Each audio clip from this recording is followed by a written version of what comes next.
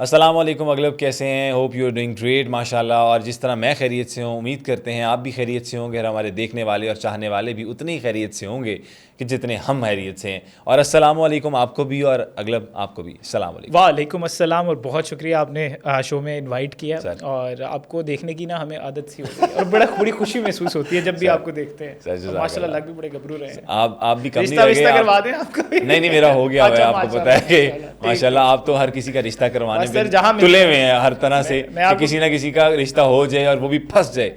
मैं कल की बात बताऊं, मैं रेंडमली मैं गुजर रहा था, तो मैं क्योंकि वेजिटेरियन हूं तो मुझे कोई खाना सही से ना कोई ऑप्शन नहीं मिल रहा था। मैं अच्छा। रेंडम एक रेस्टोरेंट में क्रैश कर गया, तो वहाँ पे ना स्पेस नहीं थी, एंड टाइम पे गया इफ्तार की। ठीक है। तो वहाँ पे मुझे शेयर करना पड़ा टेबल। तो बस समझ लें वहाँ पे उस बॉय की भी रजिस्ट्रेशन करा ली है। अच्छा जी। और शादी वाकई? था सर। मैच मेकर चलता फिरता होता है, आपको बस देखना होता है किसको ज़रूरत है। अच्छा, शक्ल से पता चल जाता है कि यार ये बंदा सिंगल ही है। हाँ, ये क्या वजह है कि माथे पे लिखा आ जाता है आप लोगों को नजर के यार सर ये बंदा कल ही है? हाइजीन मेंटेन नहीं करते ना। नाइस। आप माशाल्लाह देखिए ना, मैं वैसे मुझे तो आइडिया है आप शादीशुदा हैं वैसे, लेकिन मैं शादी से पहले भी ऐसे खैर मैं आपको बताता चलूं कि जो लोग हमें वो देख फिर रहे हैं बहुत ज्यादा जो हाइजीन मेंटेन करते हैं उसकी भी फिर अदर रीजन। बिल्कुल ठीक कह रहे हैं, लेकिन हम लोगों को बता दें कि अगलब शेर हैं कौन। अच्छा, जो लोग हमें देखते हैं, पसंद करते हैं और जो हमारे प्रोग्राम को आगे भी इंशाल्लाह देखेंगे जिसमें डिफरेंट गेस्ट्स आएंगे, उसमें हम क्या करते हैं कि हम लोग उनके बारे में जानते हैं और वो क्या करते हैं, ये सब चीज़ें वो बताएंगे। अगलब शेर जो हैं वो ruxat.com के फाउंडर हैं और ये जो है ना मैच मेकिंग एजेंसी चला रहे हैं माशाल्लाह, और इतना कमाल किस्म का काम कर रहे हैं कि आप लोग देख के हैरान हो जाएंगे जब ये वाक़यात बताएंगे और जब इनसे हम स्टोरीज़ पूछेंगे कि और शादी से रिलेटेड जो लोग अभी सिंगल हैं, जिनकी शादियाँ हो गई हैं, जिनको मसाइल का सामना है और जिनको कोई भी प्रॉब्लम है शादी से रिलेटेड और मसाइल का सामना करना पड़ा है, उसे कुछ भी किसी भी हवाले से अगर बात करें, किसी भी एंगल से बात करें, तो ये पॉडकास्ट उन लोगों के लिए। अगलब, सबसे पहले मेरा सवाल आपसे ये है कि शादी करना क्यों ज़रूरी है? खैर ये मेरा सवाल एक मेरी तरफ से नहीं है, अवामी सवाल है जो लोग हमें कमेंट्स में कहते हैं, मुख्तलिफ वेबसाइट पे हमें देखने को मिलता है कि शादी करना क्या ज़रूरी है? सर देखें, शादियों का इदारा आज का नहीं बना हुआ, ये सदियों से चला आ रहा है। ठीक है, हर कंट्री में, इवन हर रिलीजन में होती है। इवन जो लोग एथियस्ट हैं, जो नहीं मानते मज़हब को, वो भी शादियां करते हैं। Yes. शादी एक सोशल तरीका है, सिविलाइज तरीका है लोगों के साथ कनेक्ट करने का, हायरार्की बने, जैसे समझ लें डिसिप्लिन है आपकी लाइफ का। आपको बिल्कुल छोड़ दिया जाए ऐसे, तो डेफिनेटली उसके आउटकम जो हैं वो डिफरेंट होंगे। फैमिली में प्रिवेल होती है, उसकी फर्स्ट ऑफ ऑल रीज़न जो ये है कि बच्चे हेल्दी सर्वाइव करते हैं। आप सोचें, शादियों के दारों के बगैर अगर बच्चे पैदा हों और उनकी रेगुलेशन ना हो, तो वो एक छोटा बच्चा जो बिल्कुल अभी अभी ज़िंदगी में आया है, तो उसकी कौन उसको बाउंड करेगा, कौन उसको फाइनेंस प्रोवाइड करेगा, कौन उसकी नर्चरिंग करेगा मदर के हवाले से। तो वो इदारा होना बहुत ज़रूरी है अगर आप चाहते हैं कि सोसाइटी एक अपने तरीके से, एक स्ट्रक्चर के तरीके से प्रिवेल करे। हाँ, अगर कोई चूज़ करना चाहता है कि मैं शादी नहीं करना चाहता, they should have their own reasons, उनकी अपनी मर्जी, ठीक है, बट वो नेचुरली या समझ लें हमारे अपने एक इंस्टिंक्ट में है, somehow we look for somebody to witness, कि हमारे साथ पूरी कोई जर्नी गुजारे। ठीक है, और इसकी वजह से लोग इस इदारों में आते हैं। लेकिन अनफॉर्चुनेटली अब ये शादी की डेफिनेशन बहुत हद तक चेंज हो चुकी है। लोग इन फंडामेंटल्स को नहीं समझ रहे और वो समझ रहे हैं कि अब मेरी ज़िंदगी में मुझे जब तक कोई खुशी नहीं देगा तब तक वो मेरे लिए एलिजिबल कैंडिडेट नहीं है शादी करने के। ये मेल फीमेल दोनों पर्सपेक्टिव सर। हर कोई अपना जो वॉइड है ना, जो उनकी कमी है उनके अंदर, वो कहते हैं हमें शादी के ज़रिए वो पूरी हो जाए। आपने अक्सर देखा होगा जो लोग फाइनेंशियली स्ट्रॉन्ग नहीं है वो फाइनेंशियली स्ट्रॉन्ग लोगों की तरफ भागते हैं। जो लोग ज़रा इमोशनली मतलब नहीं है उस तरीके से फुलफिल्ड या कंटेंट नहीं है या सेल्फ फुलफिल्ड नहीं है, उनमें इतनी अवेयरनेस नहीं है कि वो अपनी मर्ज़ी के साथ हैप्पी खुशी सिंगल होकर अकेले रूम में बैठ सकें, वो फिर एक इमोशनल डिपेंडेंसी ढूंढते हैं और वो फिर उस चक्कर में, और वो बैगेज अपना जो इमोशनल है वो जाके दे देते हैं। और इसी वजह से शादियों की जो कॉम्प्लिकेशंस हैं वो अब स्टार्ट हो गई हैं। लोग इसको एक बड़ा वो जो नहीं होता, वो क्या कहते हैं कि आपको बटरफ्लाइज होने लगती हैं स्टमक में, आपको लगता है कि पता नहीं कुछ अनोखा सा हो गया, तो लोग अनोखी सी चीज़ें निकालने लगे हैं शादियों में से। उनको लगने लगा है कि यार अब तो कोई पता नहीं सिनेरियो, मेरी ज़िंदगी का ना अब जो जैक लगेगा वो शादी से ही लगेगा, मेरी डायरेक्शन यही चाहिए। क्योंकि मेरी यहाँ पर वो क्या कहते हैं ना, हदूद यहाँ तक ही थी, बाउंड्री यहाँ तक ही थी कि अब मेरी जो लाइफ चेंज होगी शायद शादी के बाद चेंज होगी। लेकिन अगलब जिस तरह हम देखते थे कि रिश्ते वाली माइयाँ होती थी पहले, और उसके बाद फिर मैच मेकिंग एजेंसीज तो बहुत बाद में अब आई हैं माशाल्लाह इस दौर में, जब ये अल्फा और जेंजी के दौर है। तो आप भी माशाल्लाह मतलब काफ़ी पुराने नहीं लगते, लेकिन ये आइडिया कहाँ से आया था, खैर ये भी बात करेंगे। और मेनली आप किस तरह मुख्तलिफ हैं बाकियों से? देखिए सर, बात यह है कि मेरी तो ग्रेजुएशन एनसीए की फिल्म पढ़ी हुई है, उसके बाद इस फील्ड में आए, हमने चूज़ की इस फील्ड आप को। लड़कियों के साथ टाइम तो नहीं गुजारते थे ज़्यादा एनसीए में? देखिए जो लड़कियों आप के मेनली आपके अंदर वो ये कहा कि यार इतनी प्रॉब्लम्स इर्द गिर्द हैं, और लड़के भी आपसे आके शेयरिंग करते थे, कि आप वो शेयरिंग बॉय तो नहीं थे? देखिए शेयरिंग बॉय वैसे एक अच्छी टर्म है, वैसे मेरे ख्याल से मैं एक अच्छा लिसनर ज़रूर हूँ, ठीक है, और मुझे अक्सर लोग अपनी बातें शेयर करते हैं तो बड़ा कंफर्टेबल होकर शेयर कर देते हैं।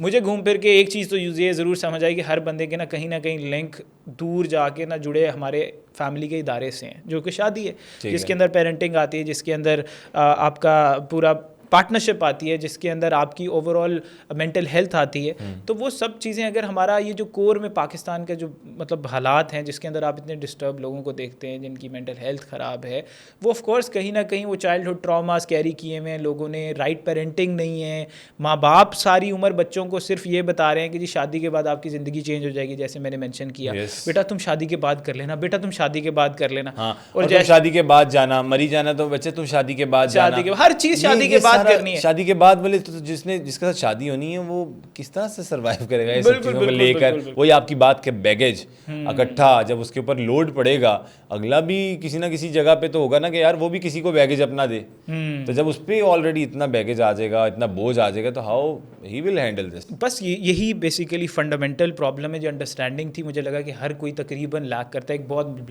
वास्ट मेजॉरिटी है, बेसिकली बहुत बड़ा चंक है हमारी सोसाइटी का जो इस चीज़ को नहीं समझता।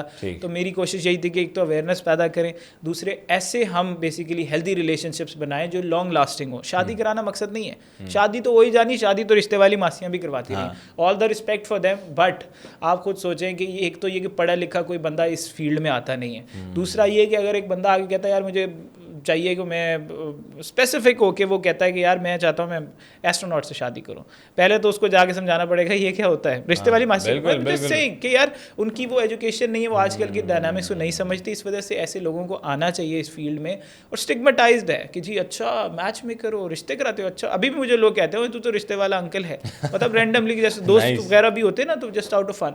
मुझे कोई प्रॉब्लम नहीं इस चीज़ से, बिकॉज आई नो कि कितना मीनिंगफुल काम है कि आप लोगों की ऑलमोस्ट जिंदगियां बदल रही हैं। अगर आप कनेक्ट करवा दो राइट लोगों को तो सर कहाँ जनरेशंस निकल गई हैं, ये सही बात है, और सारे जारी है। बिल्कुल बिल्कुल बिल्कुल, नो डाउट।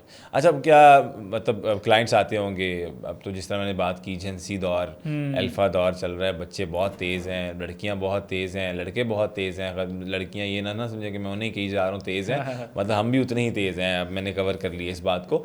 तो मुझे ये बताएं कि क्या क्या मुख्तलिफ डिमांड्स आती हैं क्लाइंट्स की तरफ से, और एक तो होता है ना कि यार इस एज ब्रैकेट से इस एज ब्रैकेट तक मुझे रिश्ते आते हैं कि जी हमारी मतलब यहाँ पे करवा दो या यहाँ पे करवा दो, क्या बुज़ुर्ग भी आते हैं, या क्या क्या मुख्तलिफ स्टोरी सुनने को मिलती हैं जो एक्सपीरियंसेस हैं वो हमारे ऑडियंस के साथ शेयर करें ज़रा? सर अपने बुज़ुर्ग मेंशन किया तो मैं पहले बुज़ुर्ग से ही स्टार्ट कर लेता हूँ। अभी रिसेंटली हमारे पास एक केस आया, वो 87 ईयर्स ओल्ड थे। मैं एज अगर मुझे कोई झूठी इन्फॉर्मेशन देनी होती मैं एज कम भी कर सकता। अच्छा एक मिनट सिर्फ अगला, अच्छा मैं आप ये जो आप मुख्तलिफ पॉडकास्ट सुनते हैं ना विदाउट डाटा और विदाउट कोई अथेंटिसिटी, मुख्तलिफ कोई भी दिल करता है कैमरे रखता है, लाइट चलाता है और सेट करके बोल के चला जाता है और आप सुन लेते हैं, और आप लोग फिर बाद में गालियाँ भी निकालते हैं और बुरा भला भी कहते हैं, कमेंट्स भी करते हैं कि यार ये क्या फजूल मतलब बातें हैं और इस तरह की बात हो ही नहीं सकती माशरे में। अगलब की जो भी बात है, आप लोगों को कोई भी डाटा चाहिए हो, कोई भी इस तरह की चीज़ चाहिए हो, तो हमारे पास इनके पास जितनी भी प्रोफाइल्स आती हैं, जितने भी लोग आते हैं, इनके पास वो अथेंटिक डाटा होता है जो कि रियलिटी बेस्ड होता है, कोई भी फेक चीज़ नहीं होती। जी अगलब, बिल्कुल ये बहुत अच्छा किया आपने बताया, क्योंकि देखिए अगर फेक तरीके से बात मुझे करनी होती है, मैं रियलिस्टिक तरीके से बात ना करें तो मैं कोई एज भी डिफरेंट चेंज करते थे। एक 87 ईयर्स ओल्ड, पाकिस्तान में तो पहली बात इतने लोग जिंदा ही नहीं रहते, तो कहेंगे जी ऐसी कोई रैंडम आप मजाक कर रहे हैं हमारे साथ, ठीक है, 87 लेकिन वो 87 ईयर्स ओल्ड थे, ठीक है, he was a settled businessman. उन्होंने हमें कहा कि जी मुझे कोई फ़र्क नहीं पड़ता, आप बस पैसे बोलें, आप 25 साल से ऊपर लड़की ना हो, मैं उससे शादी करना चाहता हूँ। अब ये हकीकत है, ठीक है, लेकिन आप इस चीज़ को समझें, आपको ये भी पता है कि हमारी सोसाइटी का एक फ्लॉ है कि उसको एक्चुअल में ऐसी लड़की मिल भी जानी है। अच्छा सर ऐसा होता नहीं, मान जाता? आपने पहली दफ़ा कभी न्यूज़ नहीं सुनी आपने कि जी सर मतलब माना कोई नहीं जाता, पेरेंट्स खरीदे जाते हैं। बिक जाते हैं। एक गरीब घर की बच्ची जिसके माँ बाप ने सारी उम्र रगड़ कर भी इतना ना कमा सके कि 2 वक्त की पूरी रोटी खा सकें, जब उनको ऑफर होगी कि जी आपको तो घर मिल गया है बना बनाया, और ऐसे लोगों ने किया है। अनफॉर्चुनेट बात यह है कि उस बच्ची को भी इतना शऊर किसी गांव में या किसी ऐसी जगह पे जहाँ पे उसको एक्सपोज ही नहीं है, दुनिया से एक्सपोज ही नहीं है, और उसको बस एक्सपोजर ही नहीं है। अभी तक ऐसे ही है कि शादी के दिन देखते हैं सर शक्लें, तो शादी के दिन अगर वो 88 साल का बाबा बैठा है, उस लड़की को थोड़ी पता है किस कौन बैठा है। Oh nice. लेकिन आप उस लड़की के पर्सपेक्टिव से सोचें कि लोग कहते हैं अच्छा तो खैर उसकी पैसों को तो देख रहे हैं, वो लोग तो देख रहे हैं। सर पहली बात तो वो कोई शौर की लड़की करेगी नहीं ऐसा कोई काम। दूसरा, अगर करेगी भी तो आप मर्द के पर्सपेक्टिव से देख रहे हैं कि यार फाइनेंस दे रहा है और वो सेक्सुअल एक रिलेशन डेवलप कर रहा है, ठीक है। आप उस लड़की की सेटिस्फेक्शन नहीं देख रहे कि वो 7 ईयर्स ओल्ड के साथ वो कंपैटिबल रहेगी, और रहेगी भी तो कितना टाइम रहेगी। इस तरह के जब चीज़ें ख्वाहिशों के साथ लोग आते हैं, हम उनको तो खैर टोन डाउन करते हैं। हमारा पूरी जितनी टीम है पढ़ी लिखी है, ग्रेजुएट हैं लोग, ऐसे रैंडमली नहीं बैठे, दे आर वेल कम्युनिकेटेड। वो लोग बात समझाते हैं और बात बताते हैं तरीके से कि जी देखें हमारा यहाँ पे शादी कराना मकसद नहीं है। अगर यही मकसद होता, हमारे साइकोलॉजिकल असेसमेंट करने की क्या ज़रूरत है, साइकोलॉजिस्ट के पास बैठ के डिटेल लिखवाने की क्या ज़रूरत है। साइकोलॉजिस्ट भी हैं? बिल्कुल, हमारी टीम है साइकोलॉजिस्ट की। जब भी कोई आता है हम उनका बाकायदा असेसमेंट करते हैं, उनसे बातचीत करते हैं ताकि उनके मुताबिक उनको हम प्रपोजल दें। ठीक है। हमारा मकसद ये है कि जी लॉन्ग लास्टिंग चलें। ये चक्कर अगर करना होता हमने कि जी बस रैंडम प्रोफाइल पकड़ी, हाँ जी बस ठीक है जी ये लोग जुड़ गए, शादियां तो होंगी, शादियां तो होती आ रही हैं आपने, पर शादियों के हालात देखें। क्या ये शादी ऐसी कोई शादी है जिसको देख के आइडियलाइज करते हो आप? नहीं। गिने चुने भी 1-2 कपल नजर आएंगे आपको हजारों कपल्स में से, तो इट मीन्स कोई ना कोई चीज़ तो फंडामेंटली डिस्टर्बिंग है हमारी सोसाइटी के अंदर। तो ये मामलात इसी तरह आपको मैं बताऊं मर्दों के पर्सपेक्टिव से। मर्दों के पर्सपेक्टिव से एक सरकार थे, उन्होंने हमें ये बेसिकली टीम ना जब डेटा प्रोवाइड करती है, जब अनयूजुअल डेटा आता है ना, तो हमारा होता है हम कंपाइल कर लें ताकि हम ये चीज़ समझ सकें कि साइकोलॉजिकली क्या चल रहा है आजकल सोसाइटी में, ताकि हम बेहतर से बेहतर चीज़ें उनके मुताबिक एडजस्ट करें। ऑलराइट। अब वो नोट डाउन कर लेते हैं और वो रियलिस्टिक इन्फॉर्मेशन हमें पहुँचाते हैं।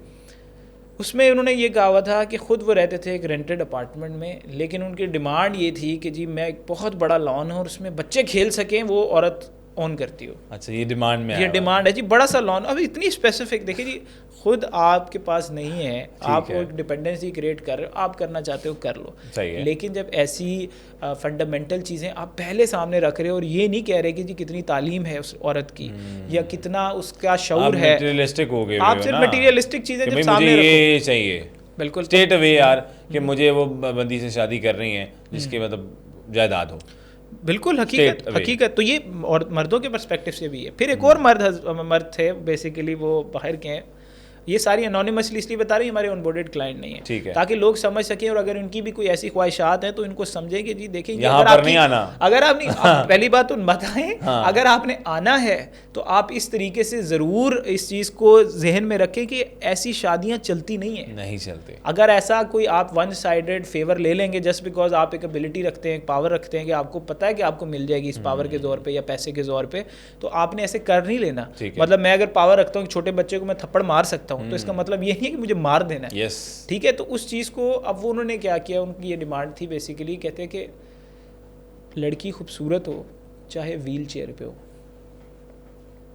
ये सर ये उनकी डिमांड, ये अल्फाज थे कि मैं शादी करना चाहता हूँ, बस खूबसूरत हो और व्हील चेयर पे हो। मैं आपको खूबसूरती से एक और बात, सीरियस क्लाइंट सर ये ऐसे नहीं है, ये रैंडमली कि आके तंग करने वाले। पहली बात हमारा जब आप फॉर्म कोई भी रैंडमली जाके फिल करेगा ना, उसको अच्छा खासा टाइम लगता है। उसके बाद जब टीम कांटेक्ट करती है और अपना पूरा प्रोसेस पहले बताती है। मुआशरा किस तरफ चल पड़ा है कि लड़की खूबसूरत हो और बेशक व्हील चेयर पे हो। ये हकीकत वर्ड्स। उसके बाद सेकंड ये है कि एक और क्लाइंट खूबसूरती से याद, उनका ये था कहना कि मेरी मदर कहती हैं कि लड़की टर्किश ड्रामा की हीरोइन लगती हो। सर देखिए खूबसूरती का बहलूल और वो बीतर, ठीक है, और उनके शार्प फीचर्स हो, सॉरी मैं ये भी भूल गया। अच्छा, टर्किश ड्रामा की हीरोइन लगती है, उनके शार्प से फीचर्स हो। ठीक है। अब देखें डिमांड रखने में कोई वो नहीं है। क्या आप टर्किश ड्रामा के अर्तुगरुल गाजी हैं? अर्तुगरुल गाजी इतने आप रहते नहीं।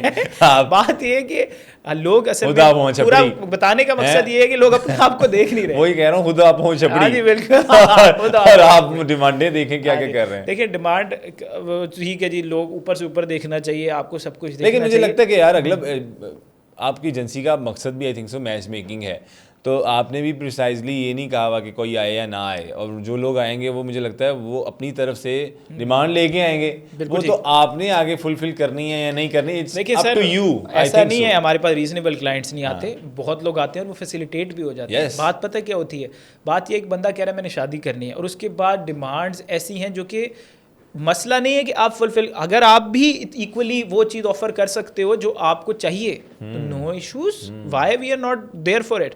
हम अब आप बताएं इतना मेजर डिफरेंस हो कि एक बंदा खुद अपनी लुक्स बहुत ज़्यादा कॉम्प्रोमाइज है, then they are going for a total different thing. यहाँ तो आपके पास अदर कंपनसेशन है कि जी जस्टिस कर रहे हैं आप अदर चीज़ों के साथ, तो इस तरह की जब लोग, मुझे इस चीज़ से प्रॉब्लम नहीं है लोग अपनी डिमांड्स बढ़ाएं या ये सारा कुछ करें, बस बात ये कि do you have something to offer to them, आपके पास है कि नहीं। जब आपके पास नहीं है वो चीज़ ऑफर करने के लिए और आप एक इनजस्टिस तरीके से चीज़ों को एक्वायर करना चाहते हैं तो ये आपके लिए फ़ायदा नहीं है। हम लोग तो तब भी करवा देंगे, ठीक है, लेकिन हमें पता है कि ये चीज़ का फ़ायदा नहीं, क्योंकि हमने ये देखा है और हमारे पास डेटा भी है, हमारे पास रिसर्चेस भी हैं, हमारे पास चीज़ें आसपास सोसाइटी में भी देखते हैं जो हालात हैं। बिल्कुल ठीक है, क्योंकि एक चीज़ का कंक्लूजन निकल रहा है पिछले 10-20 साल से, और डिवोर्स रेशियो आपकी कहाँ से आपको पता है एक्सपेक्टेड है 60% तक जाने की कमिंग डेकेड में। ये थोड़ी होती है 60% तक के with in time, Aahista Aahista Aahista gradually करते हुए, ये नहीं कि जी एक साल के अंदर डिवोर्स हो जाएगी, लेकिन इदारे कोलैप्स करेंगे। और ये यूएस वगैरह हर चीज यूएस से आती है ना, देर बाद आती है। कपड़े आते हैं 10 साल बाद आए, उन्होंने जनाब सब खुली पैंटें पहनी, वो 5 साल से पहन रहे हैं, हमारे पास अभी आई हैं, हमेशा घूम फिर के फर्शी शलवार अभी आई है। बात ये कि बहुत सी और चीजें लड़कों की लड़कियों की भी सर और चीजें भी आती हैं। मैं किसी को भी टारगेट नहीं करूंगा, मैं बहुत सेफ और महदूद। अच्छा ठीक है, आप किसी होस्ट को तो नहीं टारगेट? नहीं सर। अच्छा ठीक है, मैं ये बात कर रहा हूँ कि बेसिकली कि लोग वहाँ से और भी चीज़ें आती हैं, वहाँ से ये भी चीज़ आएगी कि जी डिवोर्स रेशियो वहाँ पे 60% है इस वक्त। तो फिर वो भी आहिस्ता आहिस्ता जब एक चीज़ आप आइडियलाइज करते हैं किसी कंट्री को और ओवरऑल चीज़ों को लेके देखते हैं तो और भी चीज़ें आती हैं। I am not saying divorce है। अच्छा, अगर मैं कुछ 5 पॉइंट्स पूछूं, अगले रिसर्चेस भी आपके पास है, डाटा भी आपके पास है, क्लाइंटेज भी आपके पास आती है मुख्तलिफ डिमांड्स लेके, डाइवोर्स केसेस तो आपके पास बेशुमार आते होंगे, मैं यकीनन कह सकता हूँ, अगर इतनी परसेंटेज है पाकिस्तान में, लाहौर में ख़ुसूसन जितने भी हों आपको पता होगा क्योंकि आप लाहौर से चला रहे हैं सिस्टम। 5 कोई ऐसे पॉइंट बताएं जिसकी वजह से मेनली आपने देखा हो कि ज़्यादातर डिवोर्स हो रही हो पाकिस्तान में। सर देखें, फर्स्ट तो एक तो सिंपल ये है कि फैमिली सिस्टम, जो जॉइंट फैमिली सिस्टम है वो बड़ी कोर रीज़न है हमारे। ये 5 रीजंस हैं डिवोर्स की, ये क्लियर है और ये डेटा हमारा अपना भी क्लियर है कि आपका जो भी हमारे पास आते हैं ना वो ज़्यादातर कहीं ना कहीं इन्वॉल्वमेंट विद इन फैमिली बहुत ज़्यादा होती है, लड़के की साइड से या लड़की की साइड से फैमिली इन्वॉल्वमेंट। जो बात बनी है मम्मी बॉय है, ये मम्मी बॉय है, ये इस तरह से वो डिपेंडेंट है उनके, तो उसके पास तो अपने पैसे भी वो पहले जाके बाप को देता है, माँ को देता है, उसके बाद उसको कुछ हिस्से में मिलता है। फिर ये कि एक ही घर में बहुत ज़्यादा लोग आपकी नहीं सबके साथ बन सकते। ठीक है, शादी का इदारा बेसिकली देखा जाए तो आइडियली आपका मेनली क्या मैटर करता है, आपका पार्टनर। यस ठीक है, लेकिन उसके साथ साथ लोग क्या कहते हैं, तुमने मेरी माँ के साथ ऐसा ट्रीटमेंट क्यों नहीं किया, उसको क्यों नहीं रोटी टाइम पे दी, बाप के साथ तुमने मेरा क्यों ट्रीटमेंट ऐसा नहीं किया, कमरे के अंदर तक बाहर निकलो तुम बाहर फौरन पर्दा क्यों नहीं कर लिया, इतना सा घर है आपका सर। ठीक है, उसके बीच में अगला ये तो जिम्मेदारी, ये तो जहाँ तक अगर मैं गलत नहीं हूँ तो ये तो हमारे इस्लाम में भी है कि मर्द की जिम्मेदारी होती है उस औरत पर जिससे उसकी शादी होती है, और उसके ऊपर उसकी माँ बाप उसके बाकी तमाम लोगों की जिम्मेदारी नहीं। वो खुशी से करना चाहे तो वो कर सकती है, मतलब कोट अनकोट तो नहीं मैं कर रहा, लेकिन मेनली मैंने कहीं सुना है। ठीक है सर, देखें बात यह है कि हर चीज़ रिलीजियस पर्सपेक्टिव से भी नहीं है, आप इसको वैसे फंडामेंटली ह्यूमन लेवल पे देख जी कि जी एक चीज़ है, एक बंदा है, उसको पहले एडजस्टमेंट आपके साथ ही इतनी प्रॉब्लम है जितनी कल्चरल लेयर हमारी चढ़ी हुई है, उसके बाद आपके साथ 10 बंदे और भी आ गए तो ये ऐड तो करती है। फिर एक और इसकी रीज़न ये है कि बेसिकली हमारे यहाँ जो मदर्स हैं वो बहुत ज़्यादा डीपली एसोसिएटेड हैं अपने बच्चों के साथ। उसकी रीज़न यही है कि उनको वो प्यार नहीं मिला होता अपने शौहरों से, क्योंकि आपने हालात देखे हैं, मतलब कोई मतलब स्पार्क नहीं होता, वही ट्रेडिशनल तरीके से उनकी अरेंज मैरिज हुई सदियों पहले, वो अपना सारी उम्र बाहर दोस्तों के साथ घूमता रहा वो मर्द। क्या माएँ अपने बच्चों से जलती हैं? बेसिकली सर देखें, अब खुद देखें, एक बच्चा जब पहले शादी से पहले आता था वो सबसे पहले सीधा जाके, और इस चीज़ को आइडियलाइज भी किया जाता है, इस चीज़ को बड़ा वो देखा भी जाता है, वाह, जाते सारी वो पहले पाँव दबाता था, प्यार से बैठता था, बात करता था, और उसके सामने एक्चुअली में नर्चर, क्योंकि उसको मर्द को मिलता था बाहर सारा दिन टफ रहना और ये वो, जैसे ही आना माँ के पास आके बिल्कुल बच्चा सा बन जाना, और ये बड़ा थेराप्यूटिक है। लेकिन ये डायनामिक शादी के बाद चेंज भी हो जाते हैं। वो वही अफेक्शन अब अपनी बीवी से डेवलप कर रहा है, जिसके साथ वो और इंटीमेसी भी डेवलप कर रहा है, सेक्सुअल इंटीमेसी भी डेवलप कर रहा है। तो वो सारी चीज़ें वो वहाँ से अब ले रहा है। अब जाहिर है कि जब वो मदर को वो चीज़ अफेक्शन नहीं अब मिल रही, और बीवी के बहुत करीब है अब हस्बैंड, और वो नहीं ना तो टाइम दे पा रहा है उस तरीके से। जब वो घर से आता है, वो पहले मदर के पास 2 घंटे बैठे, पहले तो एक तो जितना काम पाकिस्तान में मर्द हजरात अपने ऊपर पलंदा लिया हुआ है औरतों को ना भेजने की वजह से काम पे, वो उसी वजह से सारा बर्डन आते सारी है वो पहले जाके मदर को जस्टिस करेगा क्या टाइम के साथ, या बीवी को जस्टिस करेगा?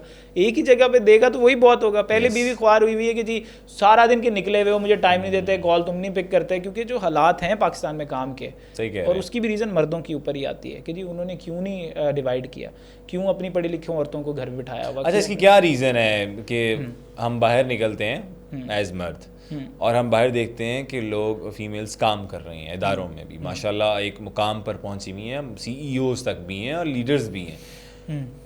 हम उनको देख के इंस्पायर बहुत होते हैं, हम उनको देख के हम उनकी क्लास समझते हैं, यार ये हम एक्सपेक्ट करते हैं यार हमारे साथ जो पार्टनर होना चाहिए वो भी शायद इस तरह से होना चाहिए, लेकिन हम उसे ये कहते हैं घर जाके तुम बस घर ही रहो। तो ये क्या रीज़न है?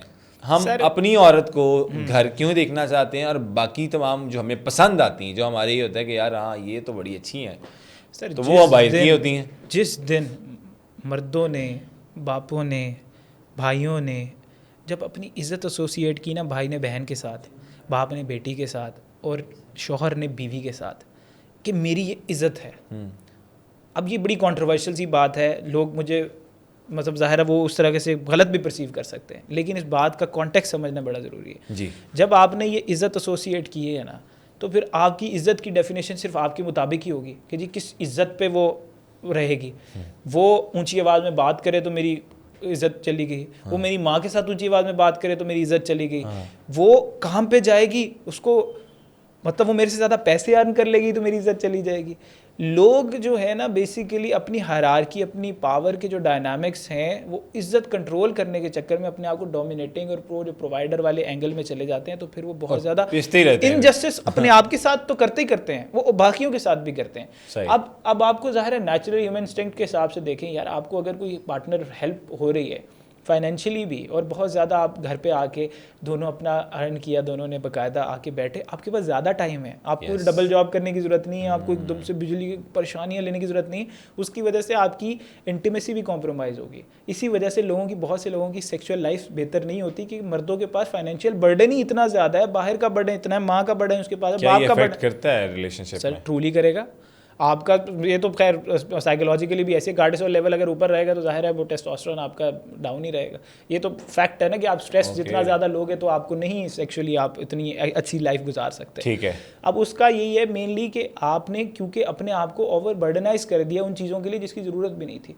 अब आपने इनेबलमेंट कर दी, बाहर की खातून आपको बहुत अच्छी लगती है क्योंकि वो तैयार भी हो रही है, वो अपना मेंटेन भी कर रही है, उसको पार्लर जाके भी अपने आप को जो ह्यूमनली एक उसने तरीका है बेस्ट से बेस्ट रहने का वो भी कर रही है। आपने उधर उसको बड़ा आपको सही लग रहा है कि यार बड़ी कॉन्फिडेंट है ये वो, पर उसके पीछे जाके देखें उसके पास फोर्स है, घर पे उसके पास काम वाली होगी या कोई हेल्पिंग हैंड होगा जो वो अपनी तनख्वाह से पैसे दे रही होगी।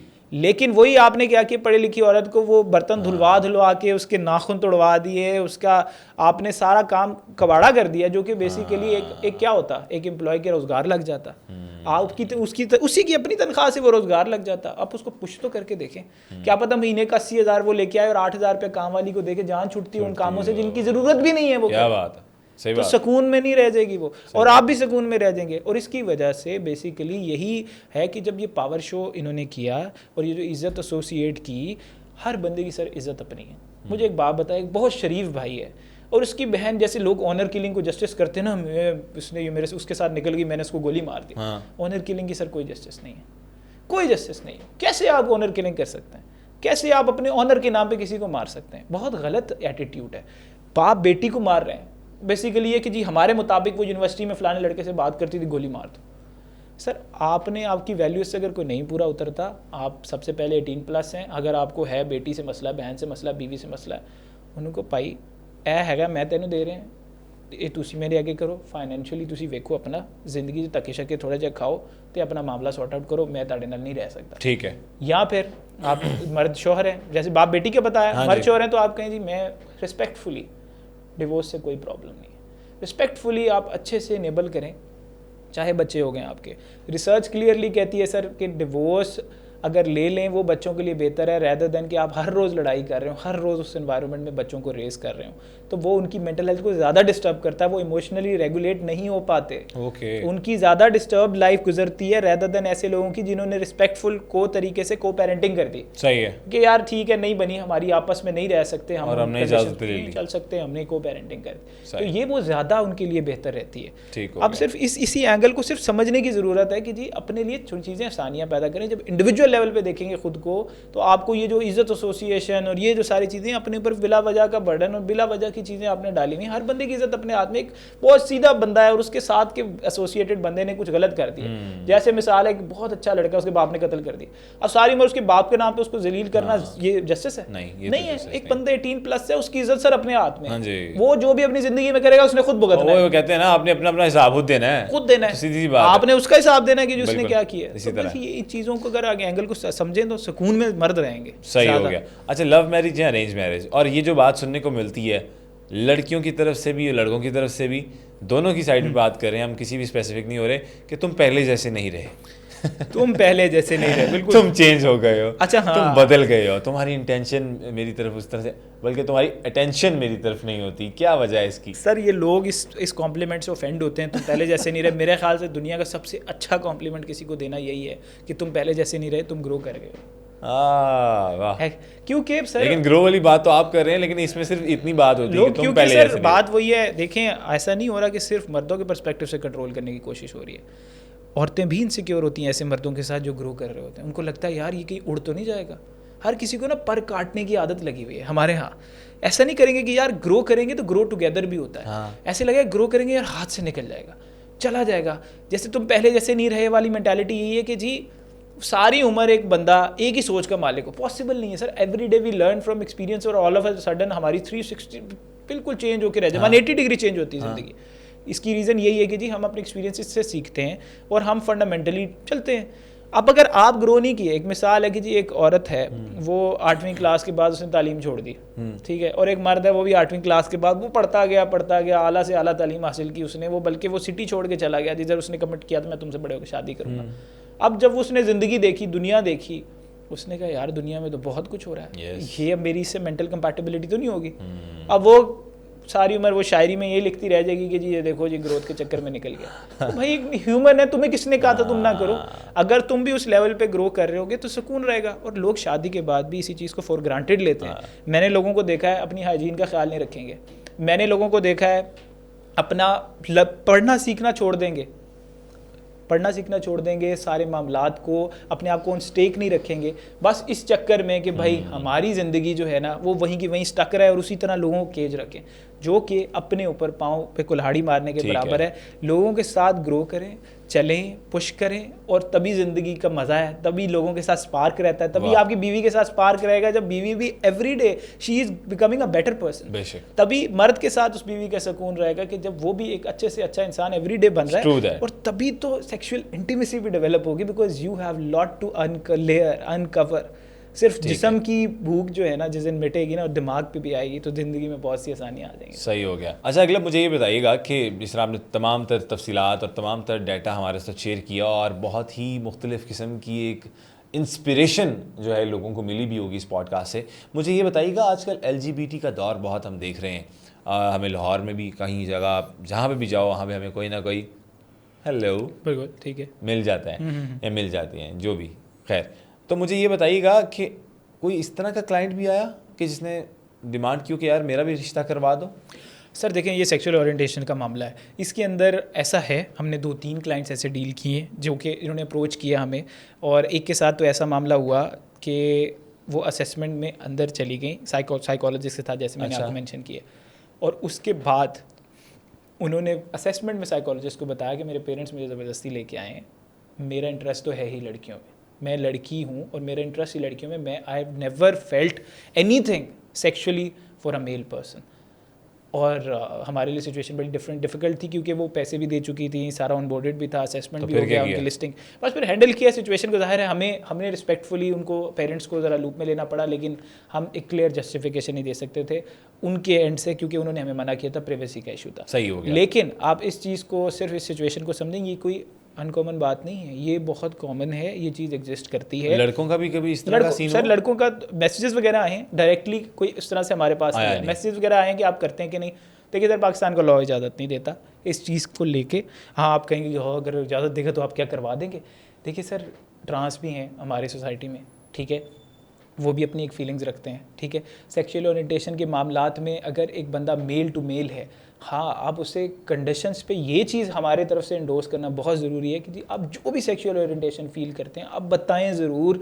उसकी रीज़न ये है कि कहीं ये ना हो कि सोसाइटी प्रेशर में आके किसी हेट्रोसेक्सुअल से आपकी करवा दे, लड़का लड़की से करा दे, हालांकि इंटरेस्ट आपका सेम जेंडर में हो, तो उसकी ज़िंदगी भी तबाह हो जाएगी। आपकी तो होगी। और ऐसे केसेस भी डील किए हैं हमारे पास, डिवोर्स के ऐसे केसेस आए हैं जिसमें लड़कियों ने आके बताया कि जी वो मेल में इंटरेस्टेड थे और उसकी वजह से ये सिनेरियो ये पेश आया।